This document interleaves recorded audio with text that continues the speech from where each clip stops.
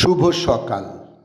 আজ 14ই ফাল্গুন 1432, ইংরাজির 27শে ফেব্রুয়ারি 2026। চট্টগ্রামের আলমপুরে 27শে ফেব্রুয়ারি 1853 জন্মগ্রহণ করেন ঊনবিংশ শতকের বাংলা আখ্যান কাব্য রচয়িতাদের অন্যতম কবি নবীনচন্দ্র দাশ। তাঁর উল্লেখযোগ্য রচনাগুলি হল পিশাচোদ্ধার, অযোগ্য বিবাহ, কালিদাসের বিদ্যালাভ, কিরাতর্জুন, আকাশকুসুম কাব্য, শোকগীতি ইত্যাদি। অবিভক্ত বাংলার অন্যতম ভাটিয়ারি গান রচয়িতা হলেন নিবারণ পণ্ডিত।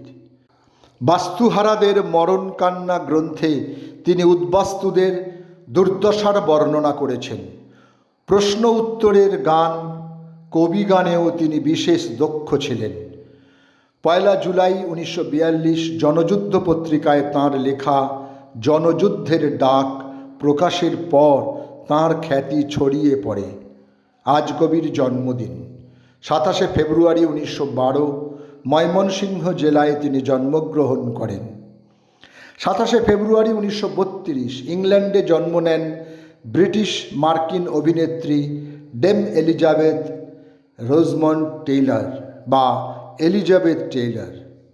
হলিউডের স্বর্ণযুগের অন্যতম অভিনেত্রী হিসেবে তাঁর নাম উঠে আসে। তাকে বলা হয় জীবনের থেকেও বড় তারকা। অস্কারের জন্য তিনি 5 বার মনোনীত হন, তার মধ্যে 2 বার তিনি অস্কার অর্জন করেন। Who's afraid of Virginia Woolf এবং বাটারফিল্ড 8 ছবিতে অভিনয় করে তিনি অর্জন করেছিলেন শ্রেষ্ঠ অভিনেত্রীর একাডেমি পুরস্কার। ভারতের স্বাধীনতা আন্দোলনের অন্যতম বিপ্লবী ভগৎ সিংয়ের আদর্শ গুরু চন্দ্রশেখর আজাদ 27শে ফেব্রুয়ারি 1931 উত্তরপ্রদেশের এলাহাবাদের আলফ্রেড পার্ক, যার বর্তমান নাম আজাদ পার্ক, এক অজ্ঞাত পরিদর্শক তাকে বলেছিলেন পুলিশ আপনাকে পার্কে ঘিরে ফেলেছে। তিনি তখন নিজেকে সুখদেবরাজকে রক্ষা করবার লড়াই শুরু করেন। সুখদেবরাজ পালিয়ে যেতে পারে, কিন্তু তিনি আহত হন। তিনি নিজের শেষ বুলেট দিয়ে নিজেকেই গুলি করেন এবং পরলোক গমন করেন। 27শে ফেব্রুয়ারি 1987 72 বছর বয়সে কলকাতায় প্রয়াত হন খ্যাতনামা চলচ্চিত্র সাংবাদিক পঙ্কজ দত্ত। দেশ পত্রিকায় রঙ্গজগৎ বিভাগে লিখতেন তিনি। শ্রীপঞ্চক ছদ্মনামে ওই পত্রিকার পাঁচমিশেলি বিভাগের সূত্রপাত করেন তিনি এবং 1956 থেকে ওই বিভাগের ভারপ্রাপ্ত সম্পাদক হন তিনি।